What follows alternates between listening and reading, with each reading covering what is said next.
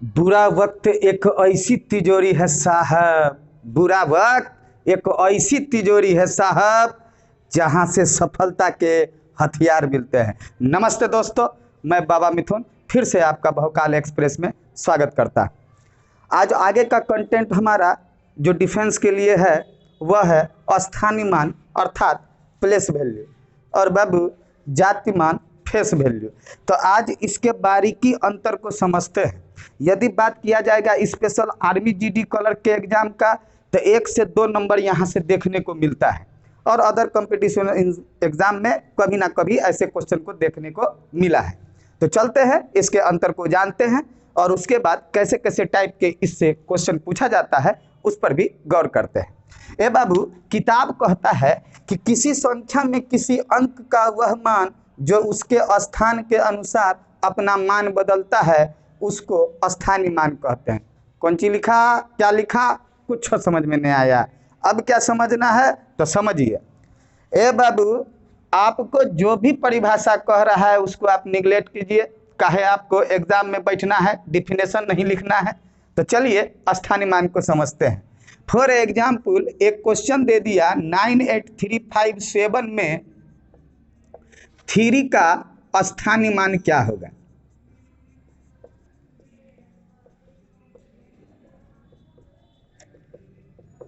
तो आपको कुछ नहीं करना है, जो अंक आपको दिया गया है 38357, जो संख्या आपको दिया गया है उस संख्या को लिख लीजिए और जिस अंक के बारे में बोल रहा है उसको लिख लीजिए और उसके बाद उस अंक के पीछे, आगे नहीं, पीछे, आगे नहीं, पूछा गया था 3, तो ए बाबू आगे नहीं देखना है, पीछे देखना है।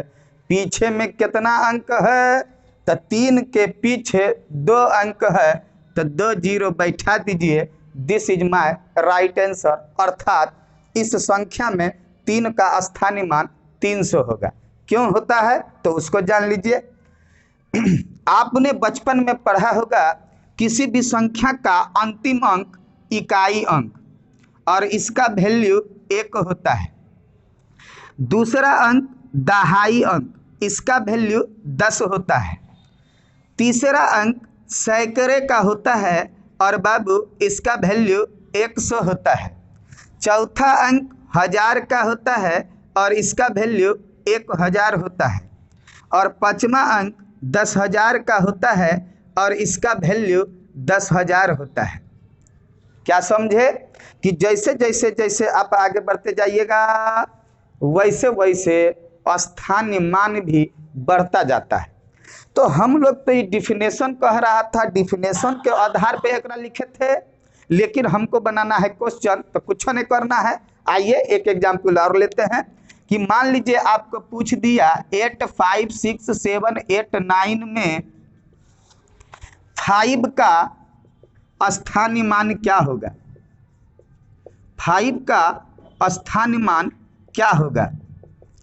ए बाबू, किसके बारे में पूछा, 5 के बारे में पूछा। 5 को ले लीजिए और 5 के पीछे कितना अंक है बाबू, पीछे, आगे नहीं, पीछे देखना है। पीछे कितना अंक है, तो 1, 2, 3, 4 अंक है। तो इसीलिए 5 लिखकर 4 जीरो बैठा दीजिए। यही आपका हो गया क्या, स्थानीय मान। Any doubt, no doubt. चलते हैं आगे की ओर और समझते हैं जातिमान क्या होता है।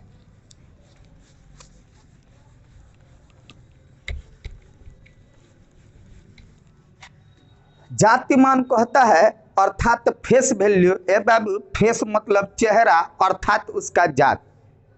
क्या कहता है, किसी संख्या में किसी अंक का जातिमान स्वयं वही अंक होता है जिसके बारे में क्वेश्चन पूछता है। फॉर एग्जाम्पल देखिए, यदि मान लीजिए आपको पूछ दिया कि 87953 में 7 का जातिमान क्या होगा। 7 का जातिमान क्या होगा।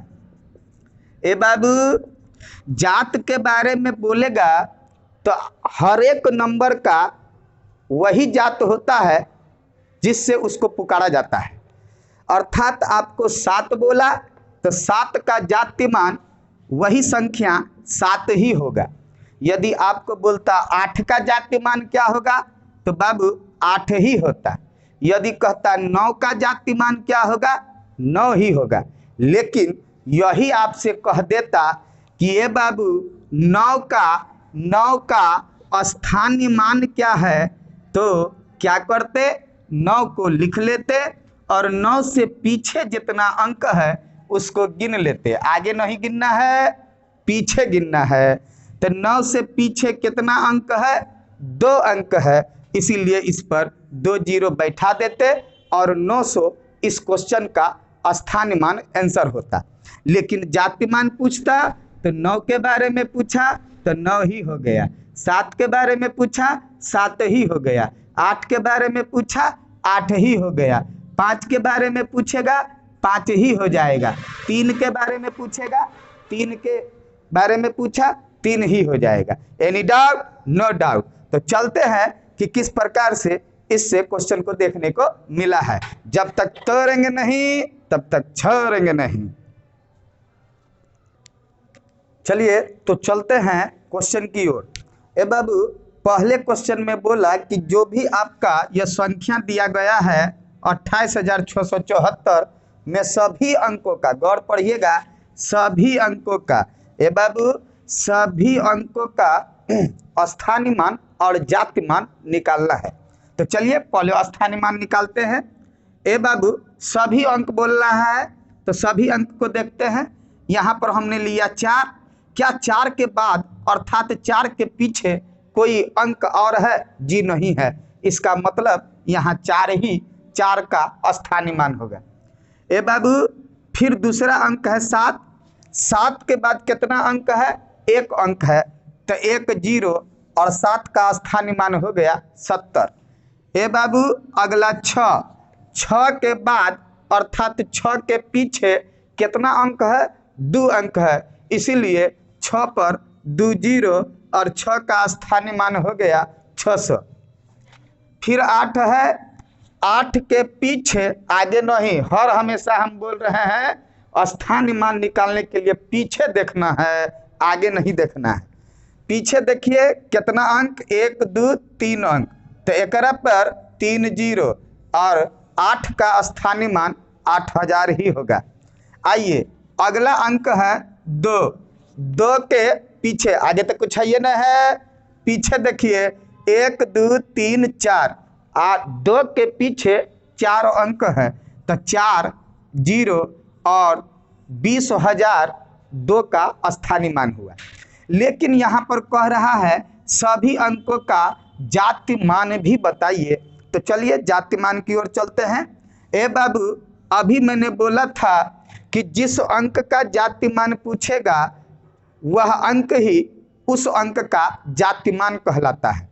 यदि 4 के बारे में पूछता तो 4 मेरा जाति मान आंसर होता। यदि 7 का जाति मान पूछता तो 7 ही आंसर होता।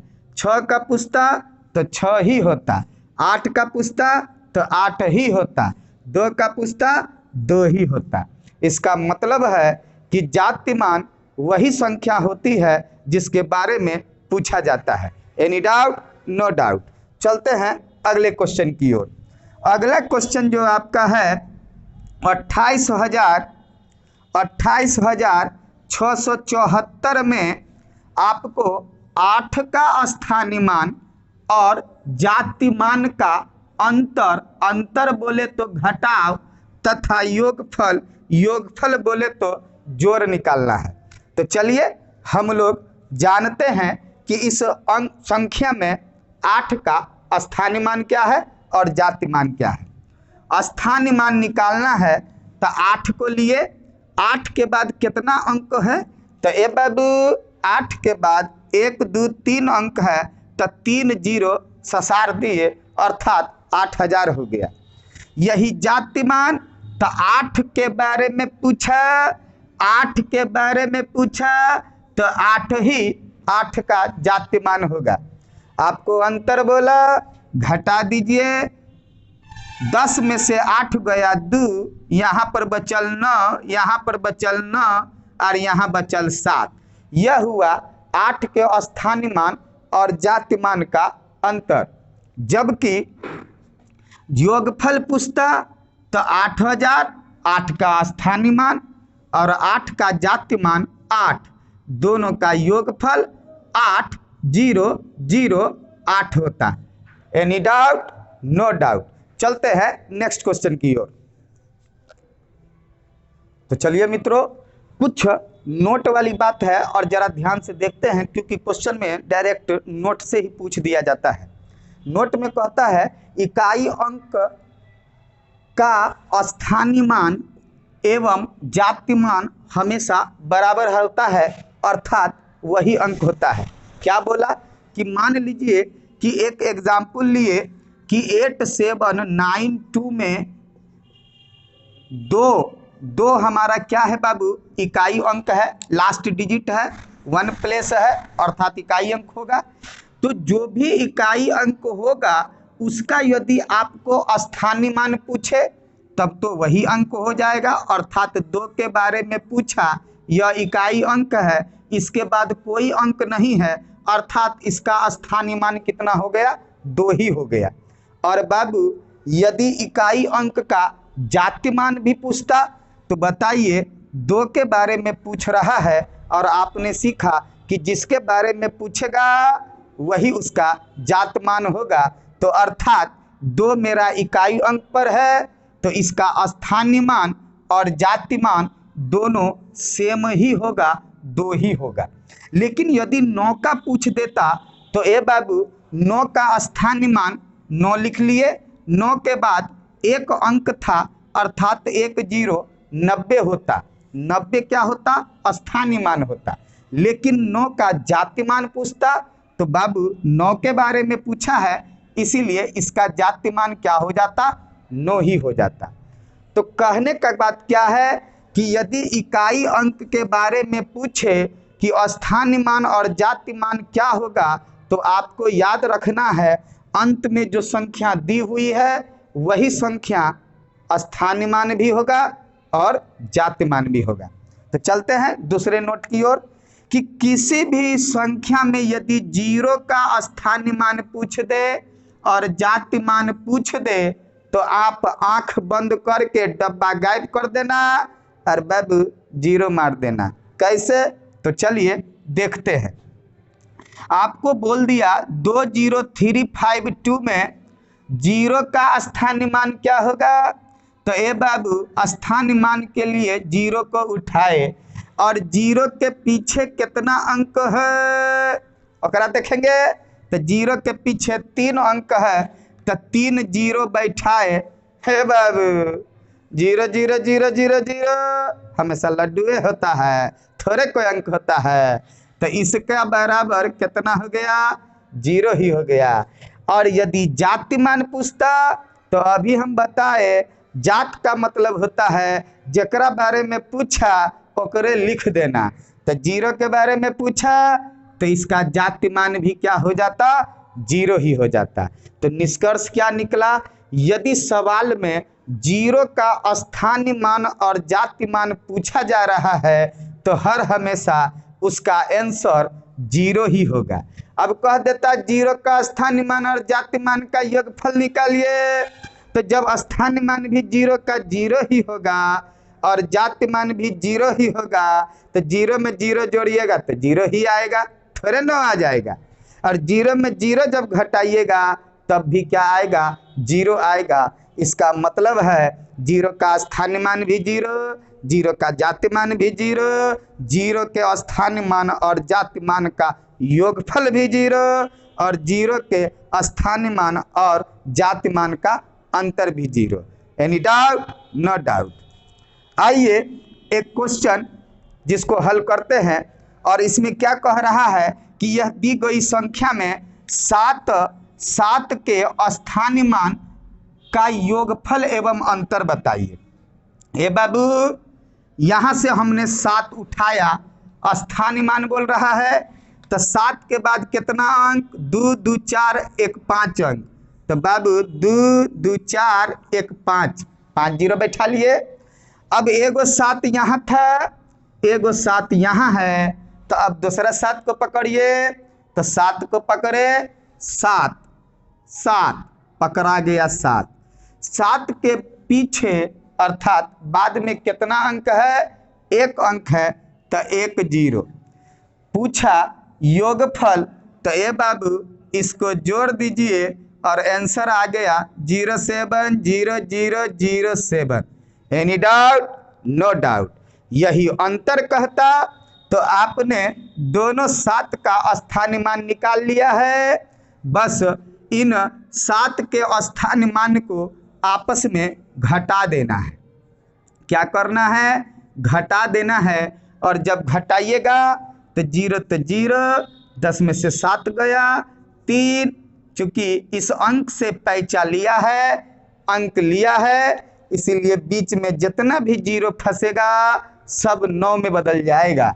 तो यहाँ हो गया 9, यहाँ हो गया 9, यहाँ हो गया 9, और 1 अंक तो यह इसको दिया था, इसीलिए 8। This is my right answer. Any doubt? तो देखिए, अरे बाबा गलती हो गया है बाबू, इससे 1 पैंचा जब ले लिया तो यहाँ क्या होगा, 6 होगा। This is my right answer. चलते हैं सबसे वीवीआई टॉपिक पर कि कहा इस क्वेश्चन में क्या कहा, तो गौर से देखिएगा।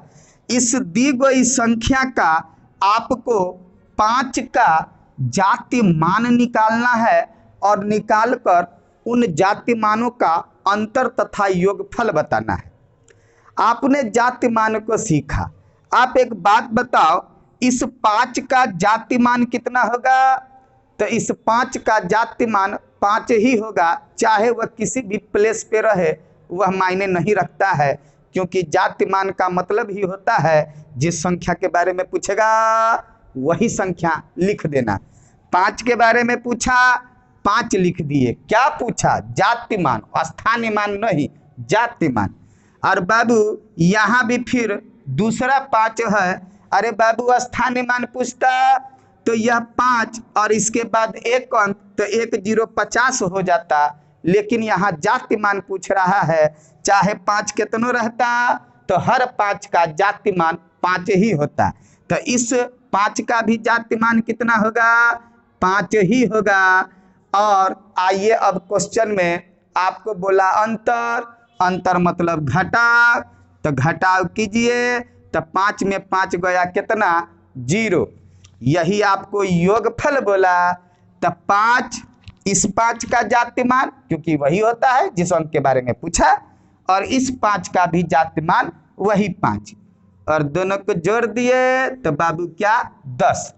इससे एक निष्कर्ष निकला कि यदि किसी संख्या के एक ही अंक का जाति मान पूछे तो उनका अंतर हमेशा 0 होता है, और जबकि एक ही अंक का उस संख्या में 2 जाति मान का योगफल पूछे तो बाबू जिस संख्या के बारे में पूछा गया है उसका दुगना होता है। देख लीजिए, 5 के बारे में पूछा तो 5 का दुगना, 5 दूनी 10। देखिए योगफल आया कि नहीं आया? एकदम आया। Any doubt? No doubt. जो भी अभी तक चैनल पे नए हैं, तो यदि वीडियो पसंद आ रहा हो तो कृपया सब्सक्राइब करें, लाइक करें और शेयर करना ना भूलें। तब तक के लिए शुभ रात्रि। जय हिंद, जय भारत।